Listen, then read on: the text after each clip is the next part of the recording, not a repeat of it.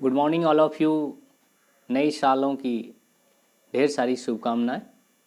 आज हम नए साल में नई उमंग के साथ एक ऐतिहासिक व्यक्तित्व रानी गाइदिन्यलू और हेराका आंदोलन से जुड़े ऐतिहासिक महत्व के बारे में बात करेंगे।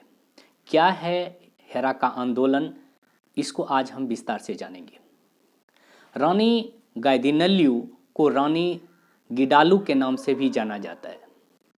ये उत्तर पूर्वी भारत की एक जानी मानी भारतीय महिला क्रांतिकारी, नागा आध्यात्मिक एवं राजनीतिक नेत्री थी।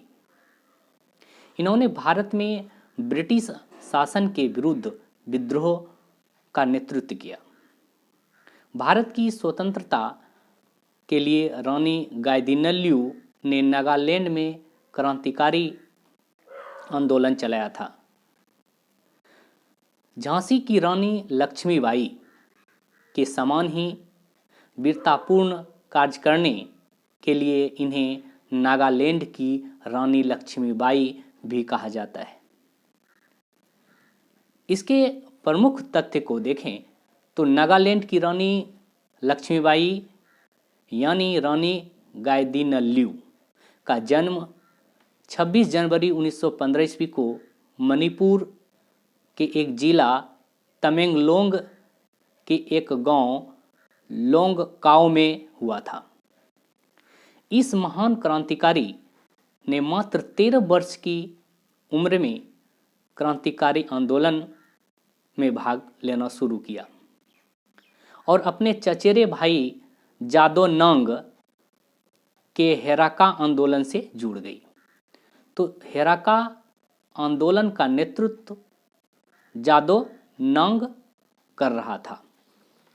हेराका आंदोलन का लक्ष्य प्राचीन नागा धार्मिक मान्यताओं को फिर से बहाल करना था, उन्हें एक नई जिंदगी प्रदान करना था। शुरुआत में जादोनांग द्वारा चलाया गया यह आंदोलन धार्मिक प्रवृत्ति का था, लेकिन बाद में यह राजनीतिक प्रवृत्ति का हो गया। इसके जरिए अंग्रेजों के खिलाफ मोर्चा खोल दिया गया। आंदोलनकारियों ने मणिपुर और नागा क्षेत्र से अंग्रेजों को बाहर खदेड़ना शुरू कर दिया। आंदोलन के दौरान रानी गाइदिन्यलू की ख्याति इतनी बढ़ गई कि उन्होंने जनजाति क्षेत्र में विख्यात चेरा चमदिन्यलू देवी की अवतार माना जाने लगा। जल्द ही जादो नांग को गिरफ्तार कर फांसी पर चढ़ा दिया गया। इसके बाद हेराका आंदोलन का नेतृत्व रानी गाइदिन्यलू के हाथों में चली गई। वे इस आंदोलन की आध्यात्मिक और राजनीतिक उत्तराधिकारी बन गई।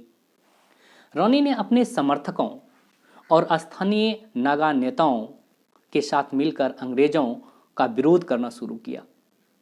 उन्होंने न केवल नागाओं की पैतृक परंपराओं को बढ़ावा दिया, बल्कि नागाओं द्वारा ईसाई धर्म अपनाने को भी विरोध किया गया।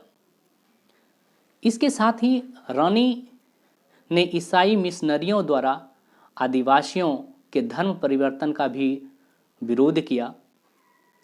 रानी गाइदिन्यलू के प्रयासों से त्रस्त होकर ब्रिटिश सरकार ने इस पर इनाम की घोषणा कर दी।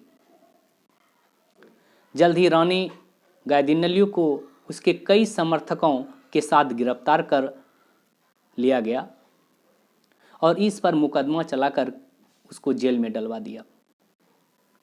वर्ष 1937 ईस्वी में पंडित जवाहरलाल नेहरू शिलांग जेल में उसे मुलाकात किया और उनकी रिहाई के लिए काफ़ी प्रयास किया। वर्ष 1937 ईस्वी में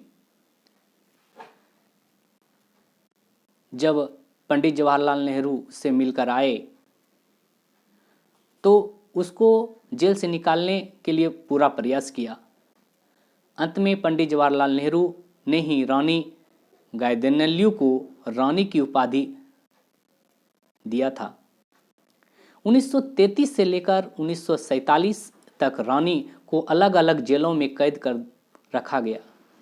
लेकिन भारत में जब 1946 ईस्वी में अंतरिम सरकार का गठन किया गया, तब प्रधानमंत्री का नेतृत्व जवाहरलाल नेहरू कर रहे थे। तो उसके दिशा निर्देश पर गायदिनल्यू को जेल से रिहा करा दिया गया। जेल से छूटने के बाद रानी ने अपने क्षेत्र के लोगों को संगठित कर और एकत्रित कर अंग्रेजों के विरुद्ध काम करना शुरू कर दिया। रानी गायदिनल्यू नागा नेशनल काउंसिल एनसीसी का मुखर विरोध करती रही, क्योंकि ये नागा नेशनल काउंसिल भारत से अलग एक स्वतंत्र राष्ट्र की वकालत करते थे। रानी गायदिनल्यू जेलियांगोंग समुदाय के लिए भारत के भीतर ही स्वायत्त क्षेत्र की मांग करती थी। सरकार द्वारा 1982 ईस्वी में इसको पद्म भूषण, 1983 ईस्वी में विवेकानंद सेवा सम्मान और 1991 ईस्वी में स्त्री शक्ति पुरस्कार और उन्हें मरणोपरांत 1996 ईस्वी में भगवान बिरसा मुंडा पुरस्कार से भी सम्मानित किया गया। भारतीय महिला रानी गायदिनल्यू की मृत्यु 17 फरवरी 1993 ईस्वी को हुआ।